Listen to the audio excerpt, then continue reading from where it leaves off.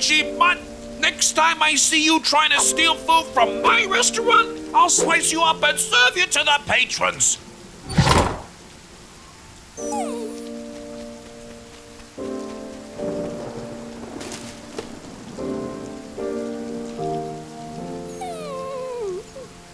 Wait a minute. What does any of this have to do with who the killer is? I'm getting to that, player. Do you want to hear the whole story or not? Yeah, player. It was just starting to get good. Fine. Please continue. Ahem. So, anyways, eventually Cheddar was able to fall asleep in the alleyway. At the time, I was working as a sign spinner. You know, trying to pay my way through crewmate college. And I was barely able to make ends meet. And they forced you to wear that horrible clown costume? Nah, that was just for me. I freaking love clowns, and so does everybody else. Clowns are radical. Well, that's patently untrue. So there I was, out there spinning my sign, doing other tricks. Really just slaying in general. Because that's sort of my mantra, you know?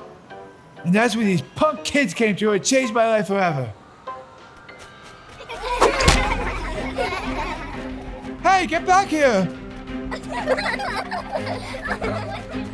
Somebody stop them! Please, I need that sign back. Ow! But why? Ouch! Ouchie! Ow! Why me? What could you possibly gain from this experience? Ow!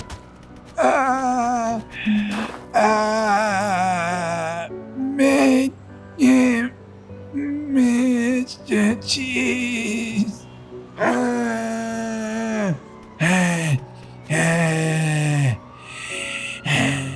Oh my god, Mr. Cheese, get to the point!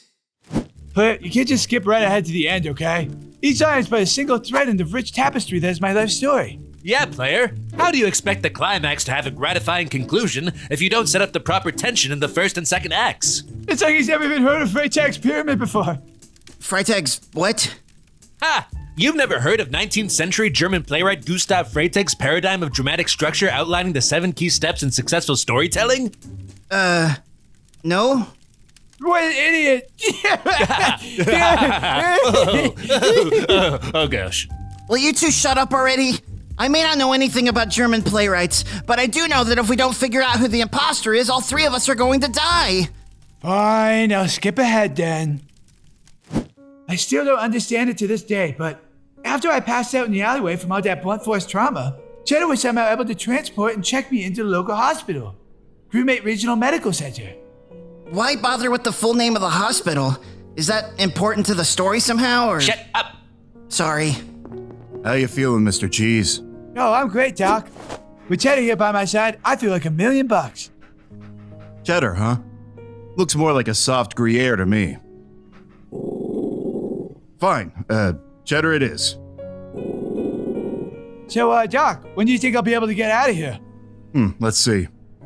Well, unfortunately, it looks like you're what we call in the biz a total goner. What? Yeah, your insides are seriously jacked up. I'm surprised you're even alive right now. You got all sorts of problems. No, so is it terminal? I wouldn't say that. Oh, thank God. So there's still a chance I could make it. No, you're a goner. I just would never say to someone that they're terminal. It's such a bummer. I like to be the cool, fun doctor that gives out good news and lollipops. I see. So how long do I have to live? Well, let's look at the chart again. Oh my God.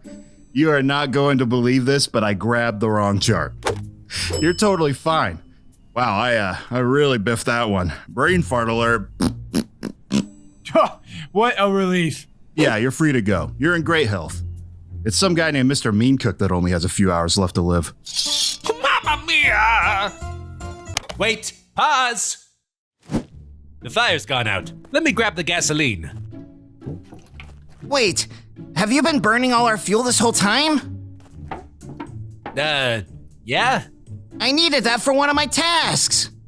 Well, sorry, Mr. Taskman. How else was I supposed to make my famous white chocolate s'mores? You want one? Oh, s'mores me up, baby. No, I don't want any snacks. I want to win this game. You said you knew who the imposter was, so just get on with it. Fine. So here's how the story ends. After Cheddar helped save my life, we became inseparable. He joined me in crewmate college, and we had all sorts of wacky adventures.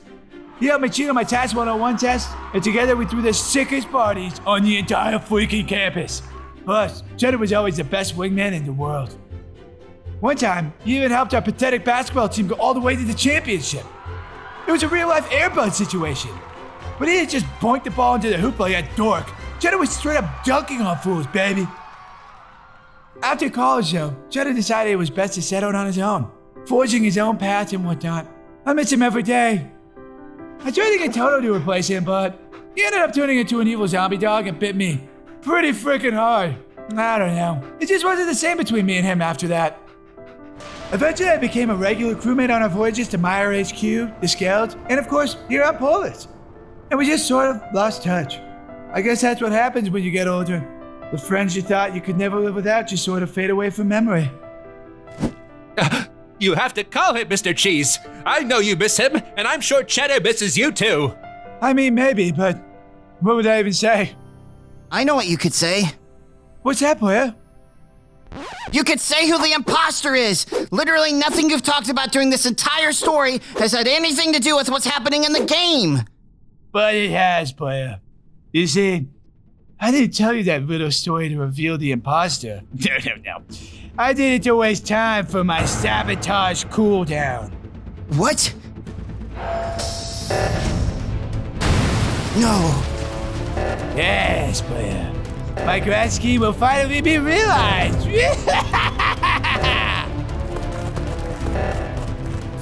The doors won't budge, player. That's because you keep flipping all the same switches as me.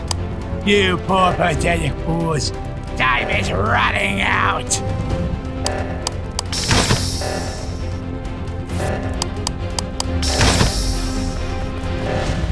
I'll take this one, player. You activate the sensor on the other side. Got it.